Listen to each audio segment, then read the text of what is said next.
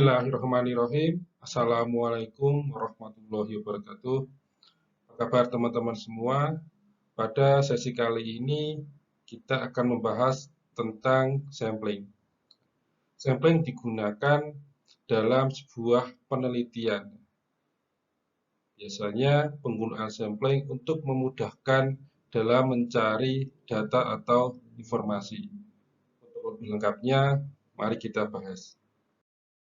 Sebelum membahas terkait dengan sampel, kita membahas dulu populasi.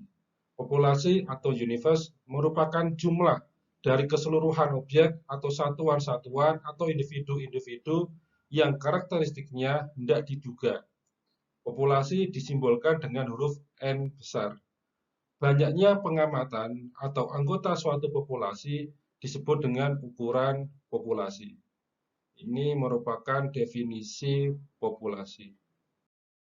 Definisi dari sampel ialah sebagian dari populasi yang karakteristiknya hendak diteliti dan dianggap bisa mewakili keseluruhan populasi atau jumlahnya lebih kecil atau lebih sedikit dibandingkan dengan jumlah populasi. Sampel biasanya disimbolkan dengan huruf N kecil. Satuan-satuan yang akan diteliti dalam sampel dinamakan unit sampel. Unit sampel akan dipilih berdasarkan dari kerangka sampel. Keseluruhan unit sampel akan membentuk kerangka sampel. Dan dari sini kita bisa membentuk anggota sampel yang akan dipilih. Syarat utama pemilihan sampel adalah sampel harus menjadi cermin populasi. Artinya bahwa sampel yang dipilih menggambarkan kondisi yang sebenarnya dari populasi yang kita teliti. Dalam pemilihan metode sampel, kita bisa menggunakan pendapat dari Taken tahun 1965. Menyatakan bahwa pemilihan metode sampel harus memiliki beberapa sifat, yaitu pertama, dapat menghasilkan gambaran yang dapat dipercaya. Yang kedua, dapat menentukan presisi dari hasil penelitian dengan jalan menentukan penyimpangan standar dari taksiran-taksiran yang diperoleh. Sifat yang ketiga yang harus dipenuhi dalam pemilihan metode sampel ialah sederhana sehingga mudah untuk dilaksanakan. Yang keempat, memberikan keterangan yang banyak dengan biaya yang rendah. Artinya, kita bisa memperoleh informasi yang lengkap, tetapi kita bisa meminimkan biaya. Yang kelima, ada efisiensi waktu, tenaga, dan biaya dibandingkan dengan pencacahan secara lengkap ketika kita menggunakan populasi. Nah, ini merupakan 5 sifat yang harus dipenuhi dalam metode sampel. Terkait dengan besaran sampel, masih menurut pendapat Taken, ada beberapa faktor yang perlu diperhatikan. Yang pertama, ada derajat keseragaman dari populasi. Yang kedua, ada presisi yang dikehendaki dari penelitian. Yang ketiga, terkait dengan biaya, tenaga, dan waktu. Sehingga biaya, tenaga, dan waktu bisa dilakukan efektif dan efisiensi. Statistika induktif atau inferensial bertujuan untuk mengambil kesimpulan atau menguraikan populasi yang sedang dipelajari. Hal ini didasarkan pada hasil penyelidikan dari sampel yang dipilih. Kesimpulan akan dibuat berdasarkan penelitian terhadap sebagian dari anggota populasi, tetapi akan digunakan untuk menyimpulkan keseluruhan anggota populasi. Terdapat beberapa alasan mengapa kita tidak mengambil keseluruhan dari anggota populasi. Yang pertama terkait dengan jumlah individu yang bersifat infinity atau tidak terbatas jumlahnya. Yang kedua, terdapat bidang industri yang ketika dilakukan tes maka akan bersifat merusak atau destruktif. Yang ketiga, tidak perlu semua anggota populasi diteliti karena di sini dengan menggunakan sampel sudah mewakili kondisi yang sebenarnya. Yang keempat, tidak diperlukan ketelitian yang mutlak. Yang kelima, terkait dengan non-sampling error yang besarnya dapat dihindarkan.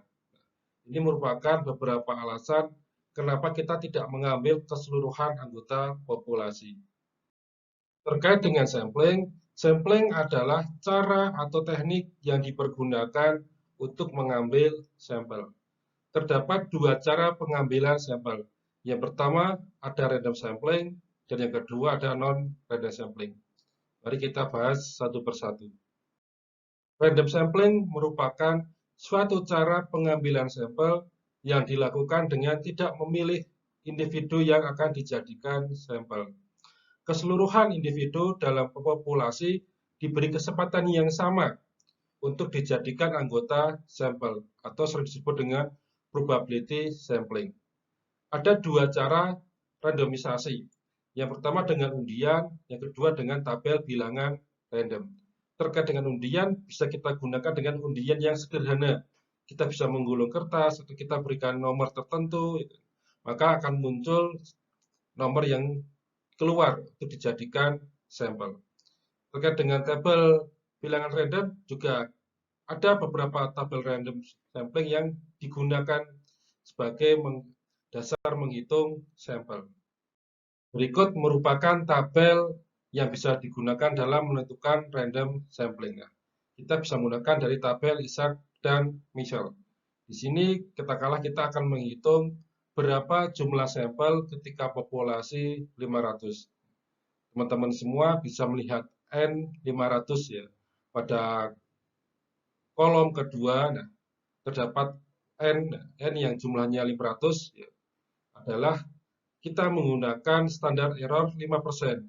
Maka pada populasi 500, sampel yang ketemu kalau kita menggunakan standar error 5% adalah 205 sampel atau 205 individu. Sedangkan kalau kita menggunakan error 1%, sampel yang ketemu adalah 285. Sekarang kita menggunakan standar error 10%, sampel yang ketemu 176. Ini merupakan tabel Isaac and Michel yang bisa digunakan dalam menentukan random sampling. Non-random sampling merupakan suatu cara pengambilan sampel yang tidak memberikan kesempatan yang sama kepada anggota populasi untuk dijadikan anggota sampel. Sering juga disebut sebagai non-probability sampling. Yang termasuk dalam random sampling terdiri dari convenience sampling, di mana convenience sampling merupakan pemilihan sampel berdasarkan kemudahan atau ketepatan tempat dan waktu. Yang kedua ada quota sampling. Yang ketiga ada purposive sampling, di mana purposive sampling merupakan pemilihan sampel berdasarkan kriteria-kriteria yang telah ditentukan oleh peneliti. Yang keempat ada judge sampling, di mana terdapat beberapa pertimbangan yang telah ditentukan oleh peneliti. Yang kelima ada incidental sampling. Terkait dengan incidental sampling merupakan pemilihan sampel karena faktor kebetulan. Keuntungan dengan kita melakukan non-random sampling yang pertama adalah biaya yang murah. Yang kedua terkait dengan efisiensi dan efektivitas. Terkait dengan penggunaan biaya, terkait dengan penggunaan tenaga kerja atau tenaga lainnya, serta penggunaan waktu bisa dilakukan secara efektif dan efisien. Yang ketiga ada pengamatan pada hal-hal yang khusus. Yang keempat ada kriteria akurasi, artinya bahwa dengan kita meneliti sampel sudah menggambarkan kondisi yang sebenarnya. Ini merupakan keuntungan dari non-random sampling. Terdapat beberapa kelemahan dari non-random sampling.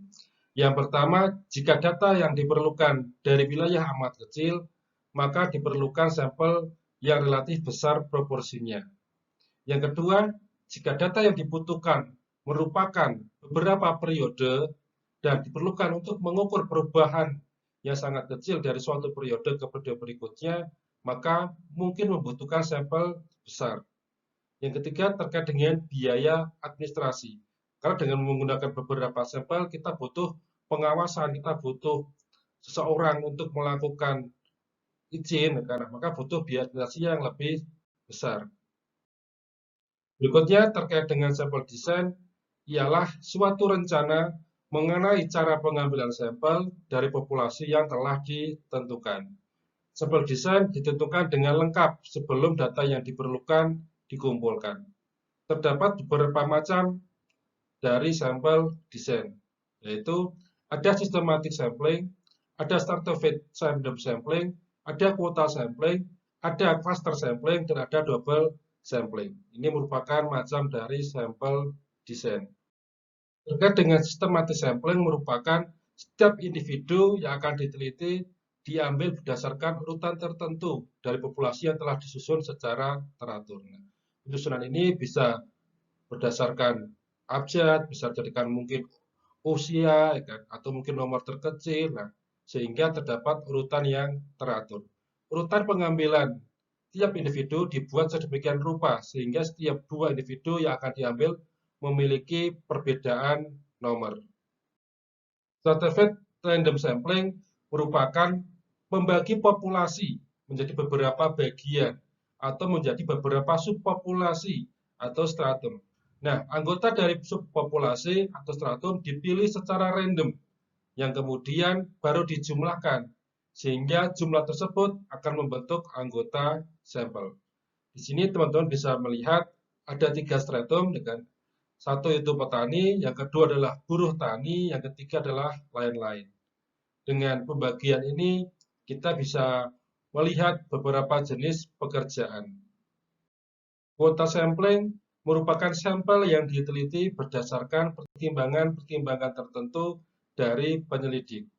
Dalam kuota sampling terdapat beberapa para pencacah yang diminta untuk melakukan wawancara dengan jumlah individu yang memiliki karakteristik atau sifat tertentu.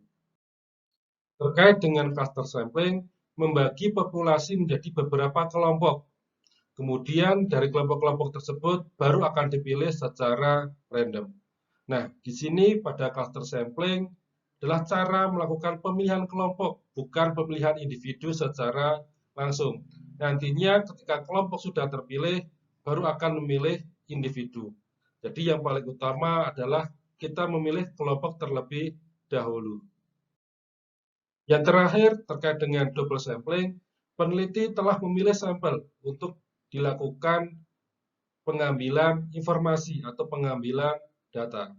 Tapi ternyata dari pengambilan data dari sampel ini tidak memperoleh hasil yang diinginkan atau tidak ada kesesuaian. Bisa jadi informasi yang dibutuhkan belum lengkap.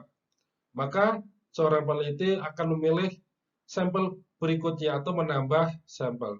Nah, penambahan sampel ini disebut dengan double sampling. Alhamdulillah kita telah mempelajari terkait dengan sampling. Mudah-mudahan apa yang kita pelajari sesi kali ini bisa bermanfaat di kemudian hari. Terima kasih. Wassalamualaikum warahmatullahi wabarakatuh.